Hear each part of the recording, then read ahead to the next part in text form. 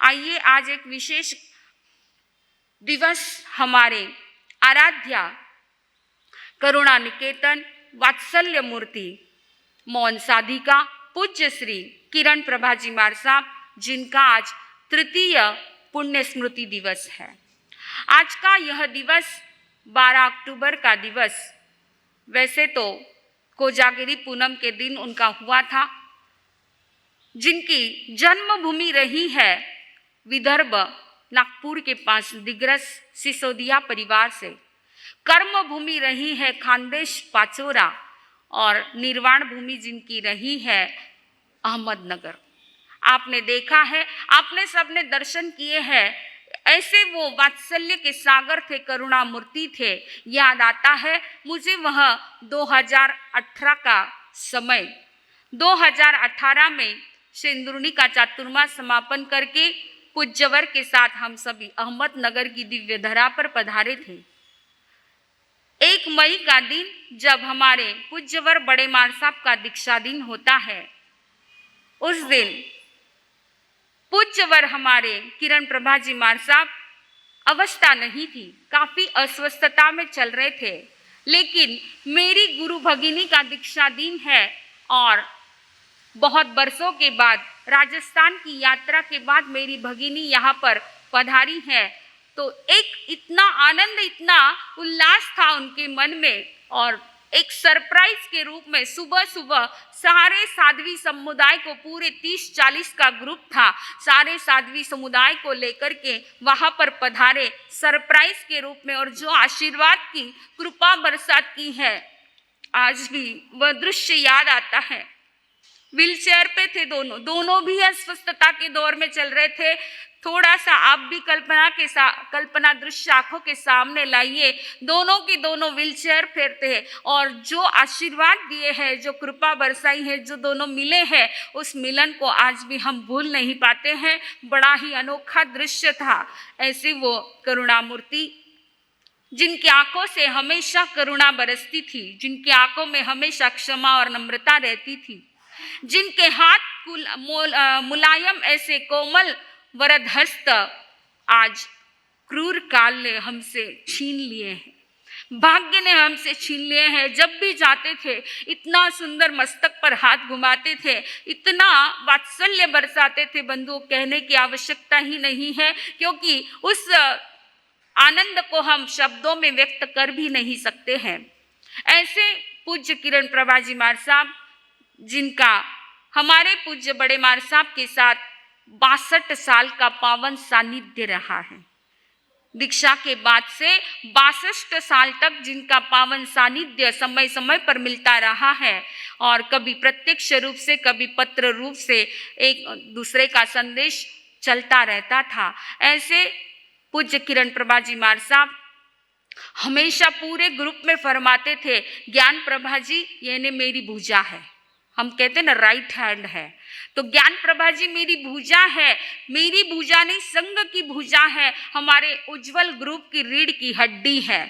इतना वात्सल्य एक गुरु भगिन, गुरु के प्रति तो होता है, लेकिन गुरु बहना के प्रति इतना प्रेम, इतना वात्सल्य, इतनी आदर सम्मान की भावना जिनकी हमेशा रहती थी। और हमेशा सभी छोटी साध्वियों को कहते थे कि ज्ञान प्रभा जी यानी ज्ञान का सागर है, तुमको जो भी कुछ लेना है उनसे प्राप्त करो, उनसे सीखो। हमेशा दूसरों के मतलब छोटे जो भी हैं, उनके जो भी छोटे भी सद्गुण दिखते थे, वो इतनी प्रेरणा देते थे, इतना प्रोत्साहन करते और इतना कौतुक करते। अरे एक छोटा सा हम लोग जाते थे और मुझे भी कहते थे कि नियम जी एक भजन सुनाओ, और जो भी भजन सुना इतने तल्लीनता के साथ उनको आत्मा के भजन, ऐसे प्रभु भक्ति के भजन बहुत पसंद थे। और जब कभी ऐसे भजन सुनाती थी इतना आनंद व्यक्त करते थे, इतना प्रोत्साहन देते थे। तो कहने का तात्पर्य कि उनके जीवन में गौतम स्वामी के जैसी विनयता थी, समर्पणता थी, सहनशीलता थी, सेवा सहयोग की भावना थी, और गुरुओं के प्रति, गुरु भगवंतों के प्रति, गुरु बहनों के प्रति जो आदर सम्मान की भावना थी, जो समर्पण था, वास्तव में एक एक चीज स्मरण करने योग्य और जीवन में उतारने जैसी चीज है। ऐसे हमारे किरण प्रभा जी महाराज साहब के बारे में क्या कहे, जिन्होंने अपने जीवन में गुरुओं की जो सेवा की है। गुरनी जी महाराज साहब आत्मार्थी गुरुदेव थे, मंत्री जी महाराज साहब थे, गुरुदेव थे, हमारे गुरनी जी महाराज साहब आदि जो भी बड़े थे उनकी वहां पर नगर में रह करके उन्होंने जो सेवा की है, अद्भुत सेवा की है, अद्भुत सेवा की है और सेवा ही जिनका लक्ष्य रहा है। और इसके साथ साथ में उनकी जो महत्वपूर्ण साधना रही है मौन साधना और ध्यान साधना। बंधुओं, रोज की 1 घंटे की मौन करने के लिए भी आपको कह दूं तो आपको बड़ा मुश्किल लगता है। लोग कहते हैं मार साहब उपवास करनो सोरो पण चुप बैठनो नहीं सोरो, है ना, चुप नहीं बैठा जाता है। परंतु हमारे पूज्य किरण प्रभा जी महाराज साहब जिन्होंने 1-2 दिन नहीं, 2-4 महीने नहीं, पूरे 13 महीने तक 24 घंटे की निरंतर मौन की आराधना की है, सामान्य चीज नहीं है बंधु। एक दिन भी हम चुप नहीं रह सकते हैं, एक दिन की मौन भी बड़ी मुश्किल लगती है।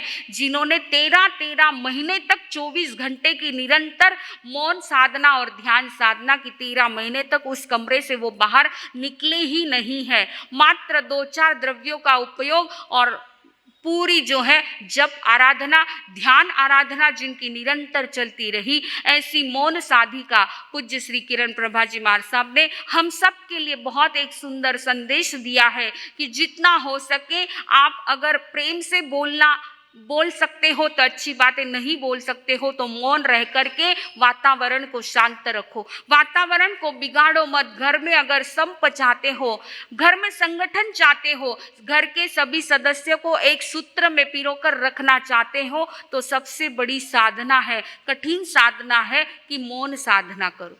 ध्यान मौन साधना के द्वारा और प्रेम और वात्सल्य के द्वारा आप पूरे घर में एकता का साम्राज्य फैला सकते हो। ये उन्होंने अपने जीवन से संदेश दिया है। वो बोलते कम थे लेकिन अपने जीवन से उन्होंने बहुत सारा संदेश सबको दिया है।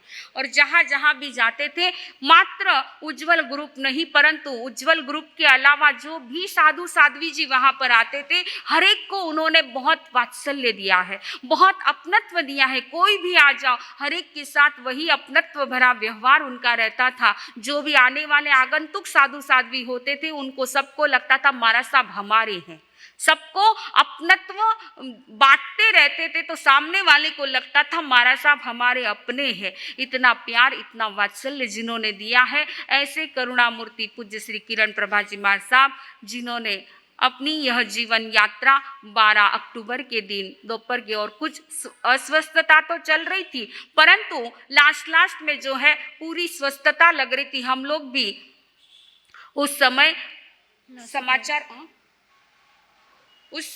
समाचार लेते रहते थे। नासिक रोड में चातुर्मास था और 2 दिन पहले ही समाचार प्राप्त हुए थे कि आज मार साहब को स्वस्थता है, हॉस्पिटल से स्थानक में लेकर के आए हैं और अब पूर्णतः स्वस्थता है। हमको भी बड़ा अच्छा लगा कि चलो अभी स्वस्थता है, जल्दी से नासिक रोड का चौमासा पूर्ण करके नगर में एक बार उनके दर्शन के लिए जाना है। पूज्यवर की अत्यंत अंतर की भावना थी परंतु अंतर की भावना अंतर में रह गई और 12 अक्टूबर के दिन दोपहर में जो है गोचरी के पश्चात अचानक समाचार मिले कि मार साहब का देवलोक गमन हो चुका है।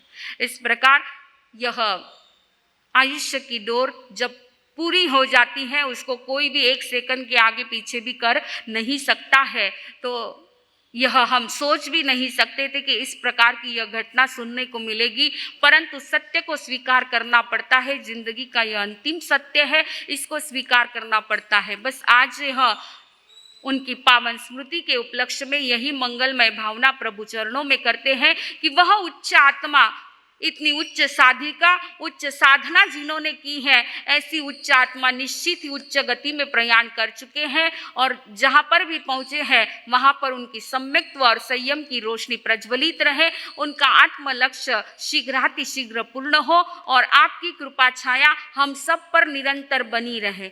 आपकी करुणा और कृपा की छाया निरंतर हम सब पर बनी रहे। आपके जीवन के सारे सद्गुणों में से कुछ अंश भी हम अपने जीवन में उतारे, यही उनके प्रति आज की श्रद्धांजलि होगी। बोलिए करुणामूर्ति पूज्य श्री किरण प्रभा जी महाराज साहब की, पूज्य श्री किरण प्रभा जी महाराज साहब की।